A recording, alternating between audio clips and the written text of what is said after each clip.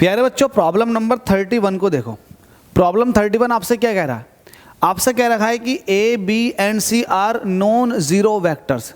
ये तीनों में से कोई सा भी ऐसा नहीं है जो जीरो है, तीनों के तीनों नॉन जीरो वेक्टर्स हैं। यहाँ तक बात समझिएगा।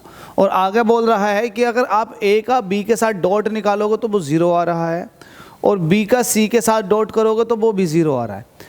अब जाहिर सी बात है, कोई दो वेक्टर का डॉट प्रोडक्ट जीरो है। लेट अस सपोज कि मेरे पास दो vector P vector Q vector का डॉट प्रोडक्ट जीरो है, तो इसका मतलब ये अगर ओपन करोगे तो ये होता है P Q cos theta is equal to zero.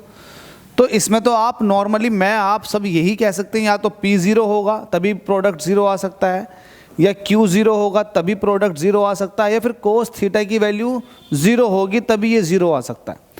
अब पी क्यू जीरो होगा, ये हमारे ऊपर डिपेंडेंसी है, लेकिन क्वेश्चन के अंदर देखो साफ कह रखा है कि ये तीनों के तीनों नॉन जीरो हैं। क्या है ये? Non zero. तो आप किसी हाल में ए बी सी को जीरो ले ही नहीं सकते। इट मीन्स आप पी क्यू को जीरो कह ही नहीं सकते।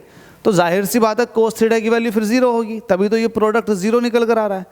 जब कोस थीटा की वैल्यू जीरो होगी तो मुझे बताओ किस एंगल पर थीटा जीरो होता है। तो आप कहोगे थीटा इज इक्वल टू, किस एंगल पर कोस थीटा की वैल्यू जीरो होती है, तो आप कहोगे कोस 90 पर। थीटा कितना होना चाहिए? 90। तो 90 का मतलब तो परपेंडिकुलर से है। 90 का मतलब क्या है? परपेंडिकुलर से है। इट मीन्स अगर मैं ए बी सी की बात कर रहा हूँ, ए डॉट बी जीरो के बराबर है, वैसे ही बी डॉट सी जीरो के बराबर है। तो आप यहाँ से एक चीज़ देखिएगा, ए डॉट बी जीरो के बराबर है, तो इसका मतलब ये हुआ ए तो, अब देखो इसमें ए बी दोनों जीरो नहीं होंगे, तो जाहिर सी बात है ए बी एक दूसरे के ऊपर परपेंडिकुलर होंगे, और परपेंडिकुलर का मतलब होता है ए परपेंडिकुलर टू बी। इस तरीके से ऐसे ही आपको कह रखा है कि बी डॉट सी ये जीरो के बराबर है, तो ये जीरो के बराबर तभी आएगा जब बी परपेंडिकुलर होगा सी पर। तो मतलब ए परपेंडिकुलर है बी पर, बी परपेंडिकुलर है सी पर। तो मसला क्या है? आपसे पूछा गया क्या गया है? आपसे कहा गया है कि ए वेक्टर डॉट सी वेक्टर के बारे में बताओ, ए वेक्टर डॉट सी वेक्टर के बारे में बताओ।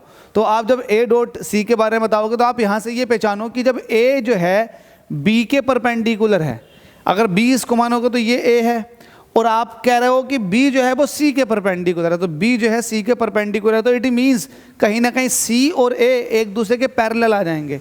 तो ए जो है पैरेलल आ जाएगा सी के। जब आप इसका डॉट प्रोडक्ट ओपन करोगे तो ये हो जाएगा ए सी कोस जीरो। कोस जीरो की वैल्यू होती है 1, तो वैल्यू आ जाएगी ए सी। तो यही था इस क्वेश्चन के अंदर, आपसे ए वेक्टर डॉट सी वेक्टर का वैल्यू पूछा गया था, जो कि ए सी आ जाएगा। होप सो समझ में आ गया होगा। अगली वैल्यू शॉर्ट के अंदर चलते हैं।